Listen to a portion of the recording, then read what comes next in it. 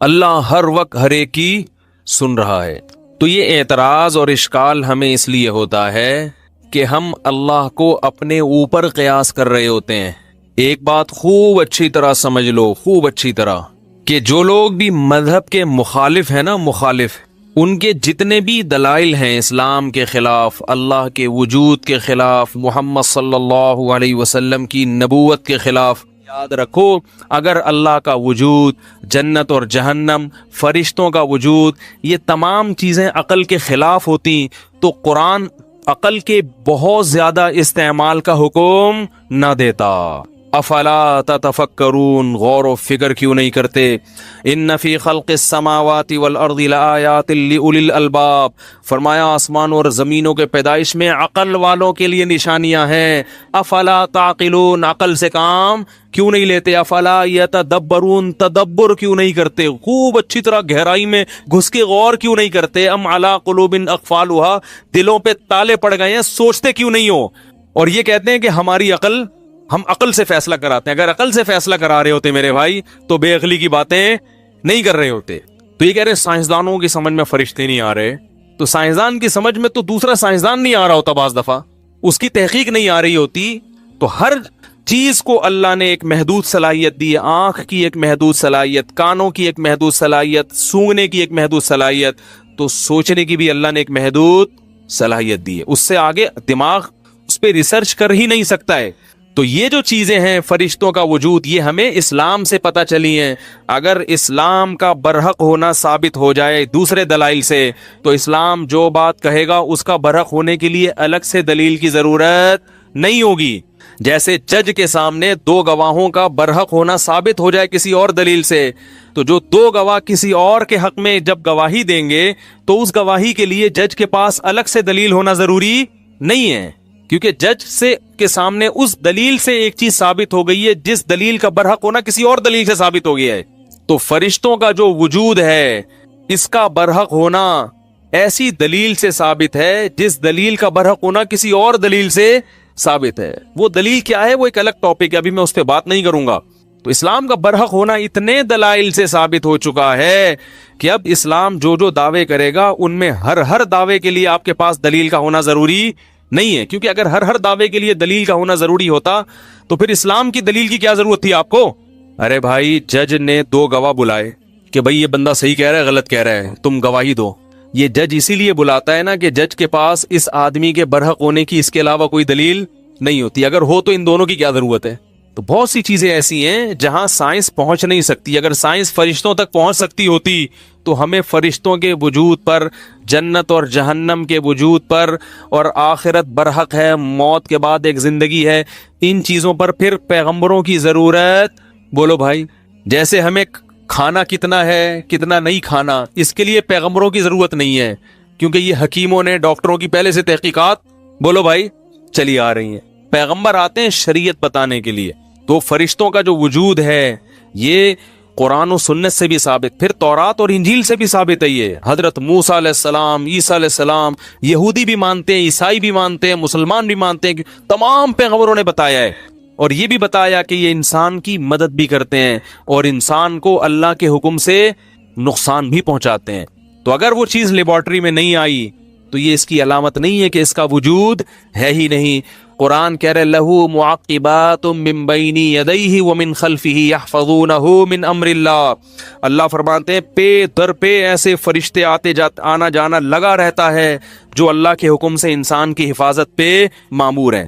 تو صرف ایک نہیں ہے، ہر وقت فرشتوں کی ایک لائن لگی ہوئی ہے جو انسان کو بہت سارے شر سے بچا رہے ہوتے ہیں۔ آپ کہہ سکتے ہیں کہ جتنے شر اس وقت تک دریافت ہوئے ان سے بچانے کے لیے تو تحقیق یہ ہے کہ فلاں چیز سے فلاں چیز بچاتی ہے، فلاں سے، تو کون سا شر ایسا ہے جو فرشتہ بچا رہا ہے بھائی جراثیم ہے نا، اس سے بچنے کے لیے ہمارا اندر کے جراثیم ہیں، تو ہر چیز سے بچنے کے لیے کوئی انتظام ہے۔ سردی سے بچنے کے لیے کمبل ہے، کیا خیال ہے بھائی؟ سردی ایک ایسا شر ہے جس سے بچنے کے لیے کیا ہے؟ کمبل ہے بھائی۔ تو کون سی چیز ہے؟ فرشتے کون سے شر سے بچا رہے ہیں بھائی؟ بہت سے شر ایسے ہیں جو آپ نے دیکھے نہیں ہیں۔ جیسے 8 سے 100 سال پہلے اگر کوئی یہ بات کرتا کہ ہم پر جو بیماریاں حملہ کرتی ہیں اس سے بچانے کے لیے اندر کے جراثیم ہیں جو ہمیں بچا رہے ہوتے ہیں، کوئی مانتا؟ دیکھا ہی نہیں ہے نا اس نے. تو ایسے بہت سے شر ایسے ہیں جو انسان کی طرف متوجہ ہوتے ہیں, لیکن انسان ہماری لیبارٹریوں ان کو ٹریس, جتنی شیطانی قوتیں ہیں, جن جو ہے نا جن, یہ مادے سے بنی ہوئی مخلوق ہی نہیں ہے. آپ کو پتہ ہے ریسرچ یہی ہے نا کہ جو آگ ہے وہ مادہ نہیں ہے, یہی ہے نا ریسرچ, وہ انرجی ہے, وہ توانائی ہے. تو جنات کو اللہ نے آگ سے بنایا, تو وہ مادی چیز ہی نہیں ہے کہ جو ہماری لیبارٹری میں وہ کس قسم کی مخلوق بنائی ہے یہ ہم نہیں جانتے. فرشتوں تو جنات سے بھی ہٹ کے ایک الگ مخلوق ہیں جن کو اللہ نے نور سے بنایا ہے, روشنی سے بنایا ہے.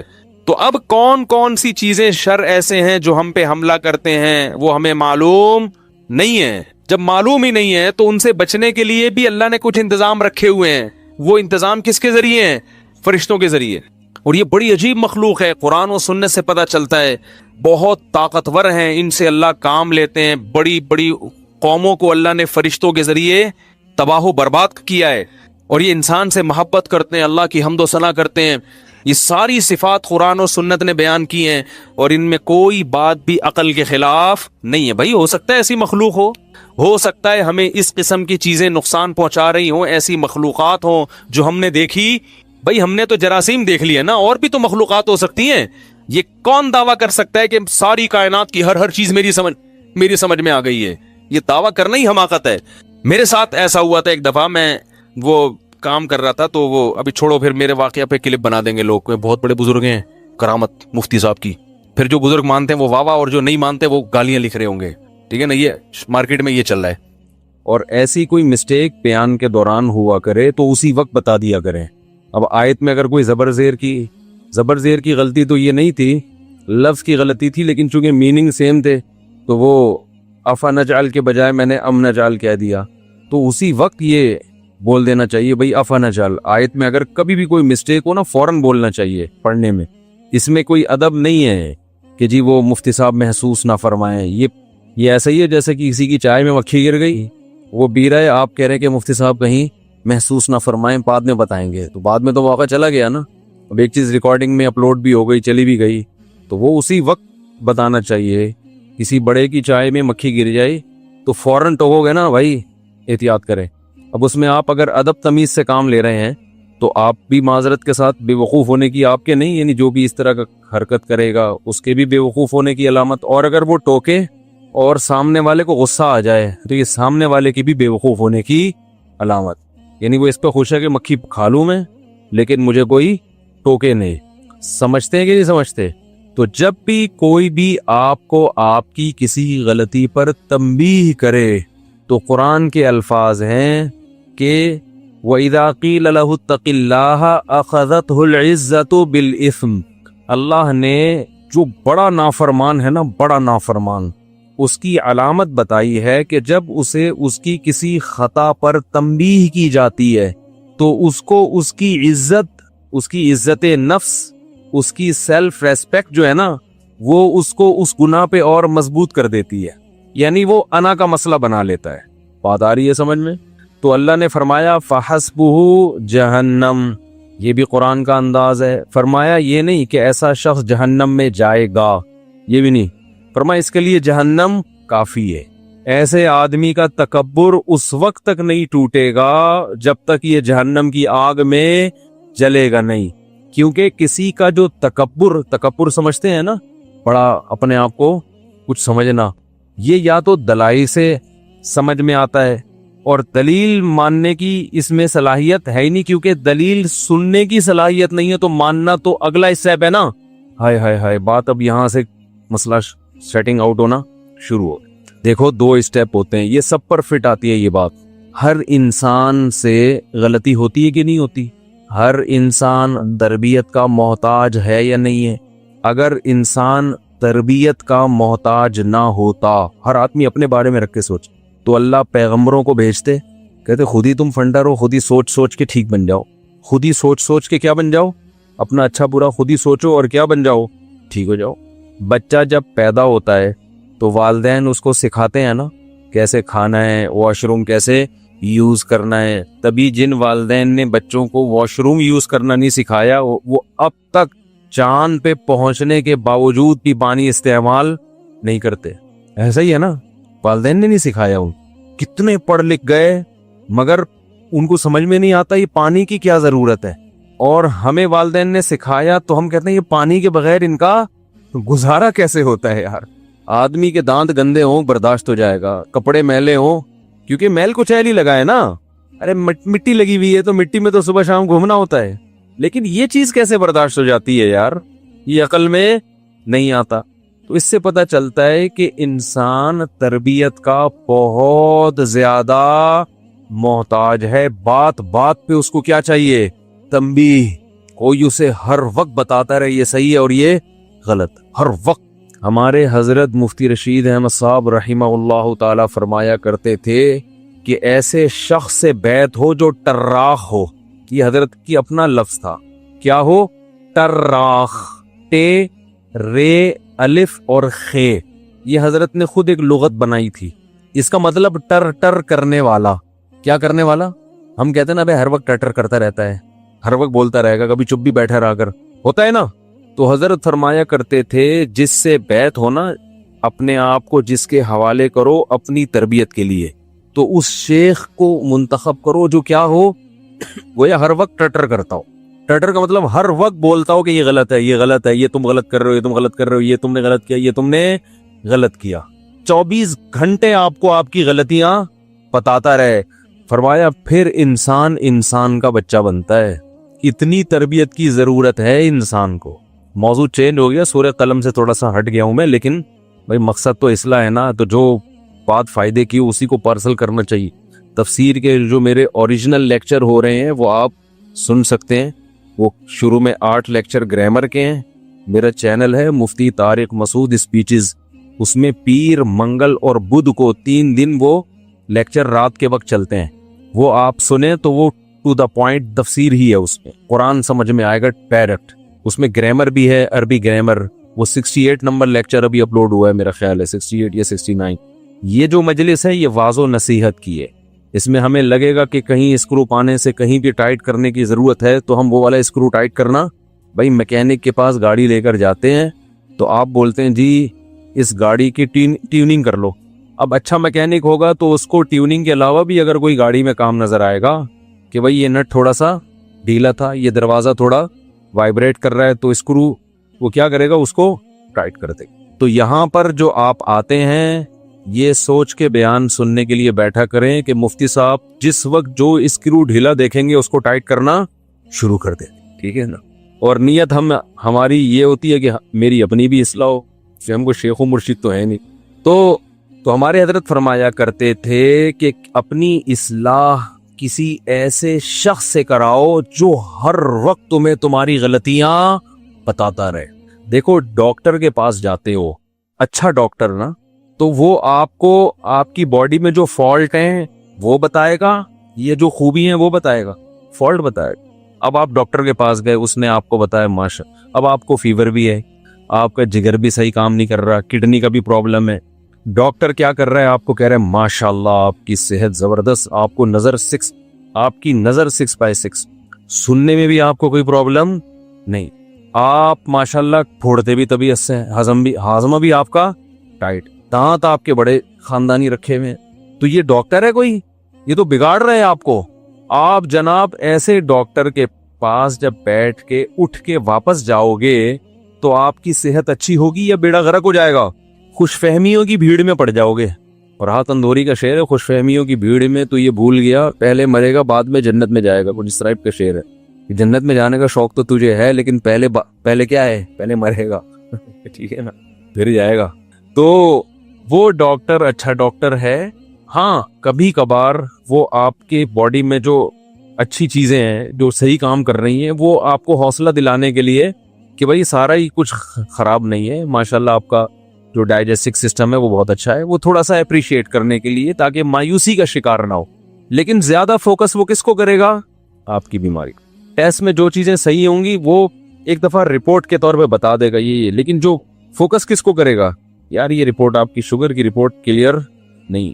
تو بھائی 2 چیزیں خوب سمجھ لو کہ جیسے ہمیں جسمانی صحت کے لیے ڈاکٹر کی ضرورت ہے یا کسی اچھے حکیم کی ضرورت ہے, بالکل ایسے ہی روحانی صحت کے لیے بھی ہمیں ڈاکٹر کی ضرورت ہے، جس کو روحانی ڈاکٹر کہا جاتا ہے۔ یہ ٹوپی ڈرامے والے روحانی نہیں، یہ تو ایک نمبر کے 2 نمبر ہیں، 2 نمبری میں 1 نمبر ہے۔ روحانیت کا مطلب ہمیں پیغمبروں کی اور پھر ان لوگوں کی ضرورت ہے جو پیغمبر کے وارثین ہیں، جن کی خود کہیں سے اصلاح ہوئی بھی ہو اور پھر وہ آگے لوگوں کی اصلاح کر رہے ہو، اپنی نہیں ہوئی۔ یاد رکھو، علم ایک الگ چیز ہے، اصلاح ایک الگ چیز ہے، دونوں کو ملانا نہیں چاہیے۔ آج کوئی بھی یوٹیوب پہ بیٹھ کے حوالے دے رہا ہوں نا، نالج ہو اس کے پاس، تو اس کا یہ مطلب نہیں ہے کہ اب آپ اس سے سب کچھ سیکھنا شروع کر دیں۔ نالج ہونا الگ، دیکھو شیطان کے پاس جو نالج ہے نا وہ میرے اور آپ کے پاس نہیں ہے۔ شیطان کو پتا ہے کس کو کیسے گمراہ کرنا ہے، اس کا مطلب نالج ہے نا۔ یہ جتنے باطل لوگ ہوتے ہیں ان کے پاس نالج اسلام کی بھی بہت ہوتی ہے۔ جتنے لوگ اسلام پہ اعتراضات کرتے ہیں یہ اسلام کی اسٹڈی کر کے ہی تو کرتے ہیں، انہیں اسلام کا پتہ ہوتا ہے تبھی تو کرتے ہیں، لیکن تربیت نہیں ہوتی، اللہ کا خوف نہیں ہوتا۔ یہود علماء کے بارے میں قرآن نے جگہ جگہ کہا ہے، یعرفونہ کما یعرفون ابناءہم، عرب کے مشرکین محمد صلی اللہ علیہ وسلم کو اتنا نہیں جانتے جتنا یہ یہودی جانتے ہیں۔ ان کو پتہ ہے کہ یہ وہی آخری پیغمبر ہیں جن کا تورات میں بار بار ذکر ہے۔ ان کو ایسے یقین ہے جیسے باپ اپنے بیٹے کو دیکھ کے پہچان لیتا ہے نا، ایسے ہی ان نبی کو دیکھ کر پہچان گئے کہ یہ وہی نبی ہیں۔ علم کامل تھا مگر تربیت نہ ہونے کی وجہ سے تسلیم نہیں۔ وہ تربیت کیا تھی؟ تکبر۔ ماں باپ نے سکھایا نہیں تھا کہ بیٹا جھک جانا، حق بات کو تسلیم کر لینا چاہے آپ کو برا لگے، یہ بہت بڑی عبادت ہے۔ من تواضع للہ رفعہ اللہ، جو اللہ کے لیے جھکتا ہے اللہ اس کا مقام بلند کر دیتے ہیں۔ حضرت ابو بکر جھک گئے اللہ کے حکم کے آگے، حضرت عمر جھک گئے، حضرت عثمان جھک گئے، حضرت علی جھک گئے، یہودیوں میں عبداللہ ابن عبد السلام جھک گئے، اللہ نے ان کا مقام بڑھا۔ جو نہیں جھکے آج دنیا ان کو ان کا نام بھی نہیں لیتی۔ تو تربیت جو ہے نا، روحانی تربیت کی بھی ضرورت ہے۔ اور یار یہ کوئی بہت بڑی ٹینشن ہے میرے لیے یہ، اور اس کا علاج کیوں نہیں ہو رہا میری یہ سمجھ میں نہیں آ رہا۔ یہ کہاں گئے فہد مارکیٹ سے شارٹ؟ چلو جب آئیں گے تو ان کو بتاؤں گا۔ یہ کچھ اس کا سیٹ اپ ایسے کیا کریں، بار بار یہ ڈسٹرب ہوتا ہوں میں، پھر میں کبھی ویڈیو بیان دیکھتا ہوں نا تو اس میں مجھے خود الجھن ہوتی ہے، یہ کیا ہو رہا ہے۔ یہ جو 2 ویٹ ہے نا ادھر ہی رہیں، میں آپ کو یہیں سے بتا دیتا ہوں، یہ یہاں رکھا کریں، یہ یہاں نہ رکھیں، یہ ہلتے ہیں اور مجھے یہاں بوجھ محسوس ہوتا ہے، تو پورے بیان میں پھر میں اس کو سیٹ کرتا رہتا ہوں بیٹھ کے۔ اچھا، تو تربیت کی ضرورت ہے، جسمانی بھی اور روحانی بھی۔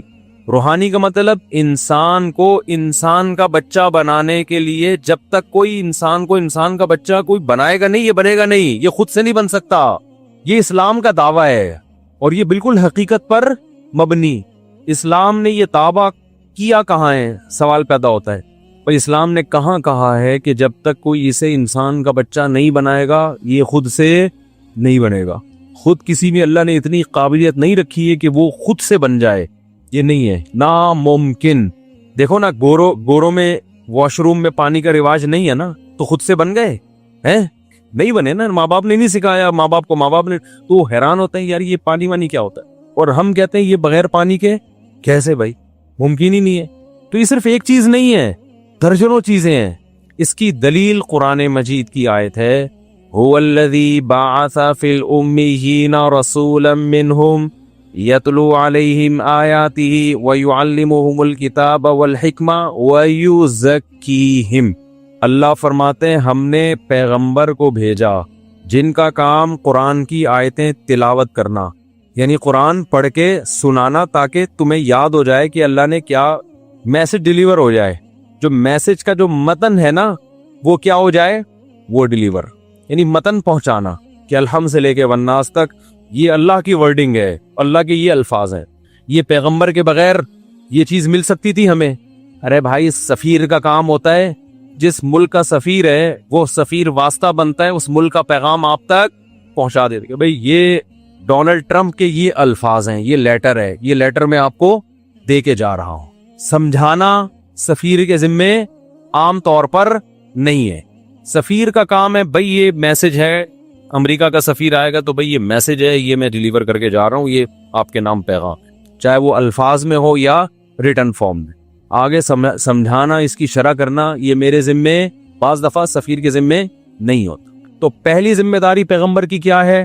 یتلو علیہم آیا۔ اس پر مشرکین کہتے تھے کہ اللہ نے اپنا پیغام کے لیے ساری دنیا کے سارے انسانوں میں اپنا پیغام پہنچانے کے لیے ایک شخص کو اس کی سلیکشن کیوں کی ہے؟ ہر ایک کو الگ الگ کیوں نہیں دیتی اللہ نے پیغام؟ بھئی ہر ایک کو الگ، یعنی قرآن ہر ایک پر نازل ہو جاتا؟ اس کے قرآن نے جوابات دیے ہیں کہ اللہ کی آدم علیہ السلام کے زمانے سے لے کر اب تک یہ عادت نہیں ہے کہ ہر ایک سے ہم کلام ہو۔ ہمیشہ سے جو سسٹم چلتا آ رہا ہے وہ یہی ہے کہ ایک کی سلیکشن ہوتی ہے، اس کو اللہ ذریعہ بنا کر دوسروں تک بھیجتے اور اس کو اس کے سچا ہونے کے دلائل قائم کر دیتے ہیں، معجزوں کے ذریعے، اس کی اپنی سیرت کے ذریعے، اس کی اپنی زندگی کو ایسا بنا دیتے ہیں کہ دنیا کو یقین آ جاتا ہے کہ یہ جھوٹا نہیں ہو سکتا، یہ اللہ نے اپنے ذمے لیا ہے۔ اور قرآن میں اللہ نے کہا کہ کوئی جھوٹ مجھ پہ باندھے گا اس کو پنپنے نہیں دوں گا میں۔ یہ نہیں ہو سکتا کہ جھوٹا نبی کی نبوت چل بھی جائے، یہ نہیں ہو سکتا۔ آپ کہہ سکتے ہیں مرزا کی چلی ہے، قادیانی کی نہیں چلی ہے، اس پر میں ایک مستقل بیان کر چکا ہوں، وہ اس کو چلنا نہیں کہتے، اپنی کوئی حیثیت سرے سے ہے ہی نہیں، ٹھیک ہے نا؟ تو اس پر ایک تفصیلی بیان ہو چکا ہے، اگر میں ادھر گیا تو پورا ٹاپک چینج ہو جائے گا۔ دوسرا کام پیغمبر کی ذمہ داری اللہ نے لگائی، یتلو علیہم آیاتہ ویعلمہم الکتاب، پیغمبر ان کو کتاب سکھائیں گے بھی۔ سکھانے کا مطلب کیا ہے؟ جیسے کوئی امریکہ کا سفیر امریکہ کا پیغام لے کر آیا نا، تو بعض دفعہ تو اس کا کام ہوتا ہے متن پڑھ کے سنا دینا، لیکن اس کے ذمے امریکہ نے یہ بھی لگایا کہ سمجھانا بھی کس کے ذمے ہے؟ آپ کے ذمے۔ جیسے ہم بعض دفعہ کسی کو فتویٰ لکھ کے دیتے ہیں، وراثت کا فتویٰ وہ لکھ دیا ہم نے، بعض دفعہ ایسے ہوتا ہے کہ جب ہم اس کو لکھ کے دیتے ہیں نا بھئی یہ فتویٰ ہے، تو پڑھنے والی کے سمجھ میں آتا نہیں، وہ ہمارے پاس ہمارا فتویٰ لے کے آتا ہے، حضرت یہ سمجھا دیں ہمیں، تو ہم اس کو بیٹھ کے گھنٹوں سمجھا رہے ہوتے ہیں، یہ مطلب ہے پہلے یوں کرو پھر، تو وہ جو ڈیفینیشن ہوتی، وہ جو ڈیفائن کیا جا رہا ہوتا ہے، وہ اس فتوے کے علاوہ ہماری اپنی آسان زبان ہوتی ہے۔ فتوے کی زبان ایک قانونی ہوتی ہے نا، لگے بندے الفاظ ہوتے ہیں، تو ہم پھر اپنے اسٹائل میں اخپل طریقے سے اس کو کیا کرتے ہیں؟ بولو بھائی سمجھاتے۔ یہ جو سمجھانا ہے یہ فتویٰ نہیں ہوتا، بلکہ فتوے کی شرح ہوتی ہے۔ بہت مشکل ہے سمجھا، یہ اس فتوے کی کیا ہوتی ہے؟ شرح۔ تو یہ الفاظ اور فتوے کے الفاظ کیا ہوتے ہیں؟ چینج ہوتے ہیں۔ یہ سیم اگر ہو تو شرح تھوڑی ہوئی،